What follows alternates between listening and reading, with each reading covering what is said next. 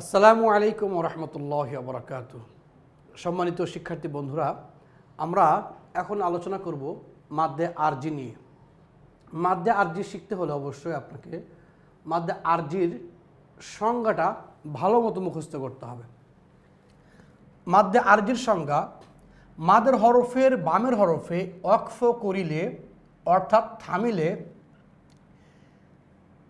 3 আলিফ পরিমাণ টেনে পড়তে হয়, আর অথবা বলা যায় 4 হরকত উচ্চারণের পরিমাণ টেনে পড়তে হয়, ইয়াকে মাদ্দে আরজি বলে। আমরা 3 আলিফ টানিয়ে পড়তে হয় এই কথাটি বলবো।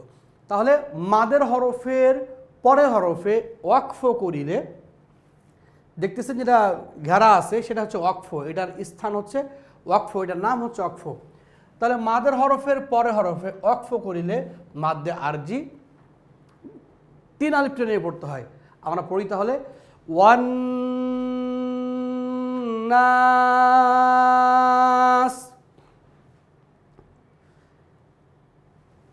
একই অবস্থা যে মাদের হরফের পরে হরফে ওয়াকফ করিলে, দেখেন মাদের হরফের পরে জা আলিফ যা, এটা হচ্ছে মাদের হরফ, জবরের বাম পাশে খালি আলিফ মাদের হরফ, এই কারণেই মাদের হরফের পরে হরফে ওয়াকফ করিলে মাদ্দে আরজি 3 আলিফ টানিয়ে পড়তে হয়। মিজান, আকমাম, বায়ান। প্রথম লাইনে যা দেখতেছেন জবরের বাম পাশে খালি আলিফ, প্রত্যেকটাই হচ্ছে মাদ্দে তবাই। কিন্তু মাদ্দে আরজির সংজ্ঞা হচ্ছে মাদের হরফের বামের হরফে বা পরের হরফে ওয়াকফ করিলে 3 আলিফ টানিয়ে পড়তে হয়। এবার আসে আমরা জেরে বাম পাশে জজমালে কার হরফ? মাদের হরফ, এখানেও 3 আলিফ টানিয়ে পড়তে হবে। আলামিন, দেখেন আলামিন, এই হচ্ছে মাদ্দে আরজি। রহিম, নাস্তাঈন, মুস্তাকিম, বিমুমিনিন।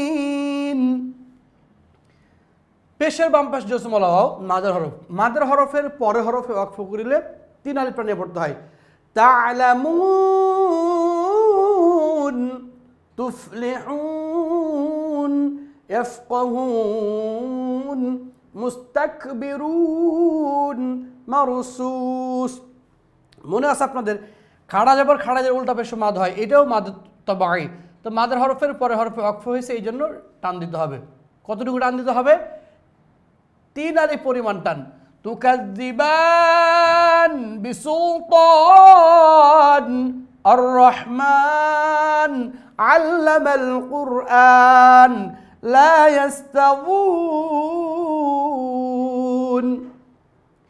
এই হলো মাদ্দে আরজি, যা 3 আলিফ পরিমাণ টেনে পড়তে হয়। সম্মানিত শিক্ষার্থী বন্ধুরা, অবশ্যই মাদ্দে আরজির সংজ্ঞাটা ভালোভাবে মুখস্থ করবেন ইনশাআল্লাহ। নেক্সট ক্লাসে দেখা হচ্ছে। আসসালামু আলাইকুম ওয়া রাহমাতুল্লাহি ওয়া বারাকাতুহু।